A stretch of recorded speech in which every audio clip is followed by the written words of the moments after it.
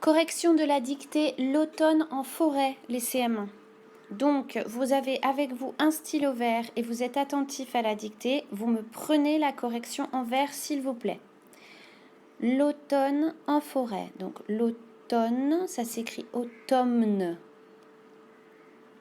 L'automne en forêt avec un accent circonflexe sur le E. En automne,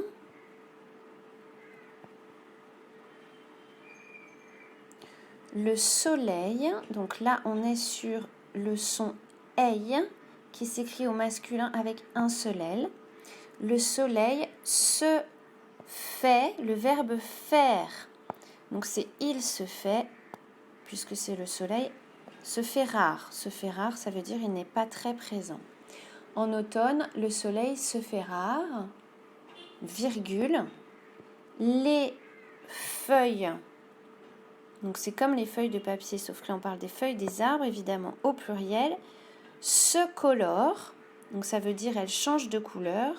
Pardon, c'est pas très joli ce que j'ai fait. Les feuilles se colorent, donc comme c'est les feuilles qui se colorent, qu'est-ce qu'on met à la fin de colore? On met ENT. On est au présent ici. Les feuilles se colorent et la nature se prépare, le verbe se préparer, au grand sommeil. Le sommeil, c'est comme le soleil, deuxième E-I-L, au grand sommeil de l'hiver. Ok ? En automne, le soleil se fait rare, les feuilles se colorent et la nature se prépare au grand sommeil de l'hiver. On va souligner dans cette phrase les verbes en rouge. Donc, on a une longue phrase dans laquelle il y a plusieurs verbes. En automne, le soleil se fait rare. Premier verbe, se fait. Les feuilles se colorent et la nature se prépare. On est avec ce qu'on appelle des verbes pronominaux. Verbes pronominaux, c'est des verbes réflexifs, donc des verbes devant lesquels il y a SE. Quand c'est devant un verbe, c'est toujours SE. Je vous demande de souligner le sujet de chaque verbe. En automne, le soleil se fait rare. Qui est-ce qui se fait rare? C'est le soleil. Les feuilles se colorent. Qui est-ce qui se colore? C'est les feuilles. Et la nature se prépare. Qui est-ce qui se prépare? C'est la nature. Au grand sommeil de l'hiver. Nom masculin en ye comme soleil ou sommeil s'écrivent avec un seul L. D'accord? Sauf portefeuille, millefeuille, chèvrefeuille. Donc un portefeuille, c'est wallet en anglais, c'est un endroit où on met son argent, ses papiers. Un millefeuille, c'est un gâteau. Je vous ai envoyé la photo. Et chèvrefeuille, c'est une plante qui sent très très bon. Donc en fait, dans les noms masculins dans lesquels il y a feuille. Sinon, les noms féminins s'écrivent I-2-L-E. Ensuite, phrase suivante. L'écureuil recueille patiemment des noisettes. Donc l'écureuil, E-U-I-L,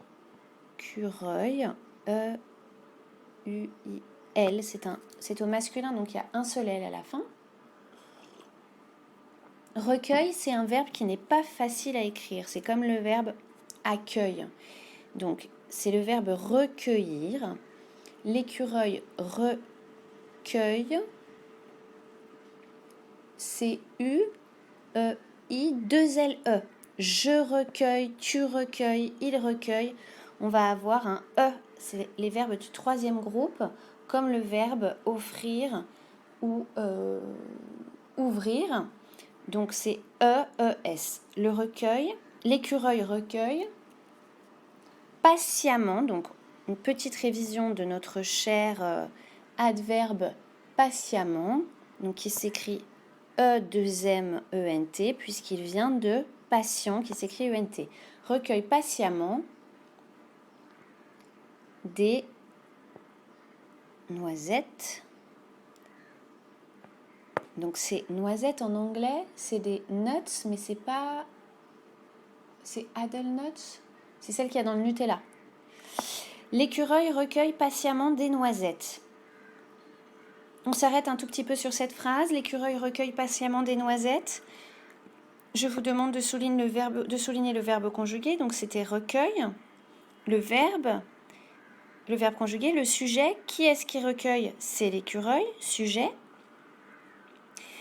Il recueille comment les noisettes? Il les recueille patiemment. Complément circonstanciel de manière.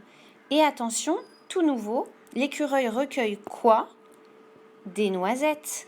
Qu'est-ce que c'est des noisettes? C'est un groupe nominal et ce groupe nominal, il est complément d'objet direct. Ok? Phrase précédente. L'exemple qu'on a dans notre dictée, c'est « C'est aussi l'époque ». C'est cela est EST. On peut dire « c'était aussi l'époque ». C'est aussi l'époque, pardon pour l'écriture, hein, j'écris toujours avec mon coton-tige, c'est aussi l'époque où l'on observe, alors attention, où avec accent, puisque c'est comme un lieu ici, c'est le moment où l'on observe, où l'on observe, parce qu'on ne dit pas on observe, où l'on observe, le verbe observer, où l'on observe le chevreuil. Donc chevreuil, je vous l'ai mis dans les règles de la dictée. Le chevreuil, où l'on observe le chevreuil et la caille. Où l'on observe le chevreuil et la caille, qui sursaute et s'enfuit dans la broussaille. Qui sursaute, alors, qui sursaute? Qui est-ce qui sursaute? C'est notre sujet, le chevreuil et la caille. Donc, on a deux animaux qui sursautent. Donc, sursaute, on va l'écrire ENT, qui sursaute et s'enfuit. Donc, il y a deux verbes et deux sujets, toujours. Du coup, qui est-ce qui s'enfuit? C'est toujours les mêmes. C'est le chevreuil et la caille. Donc, s'enfuit, même chose. ENT, qui sursaute et s'enfuit dans la broussaille.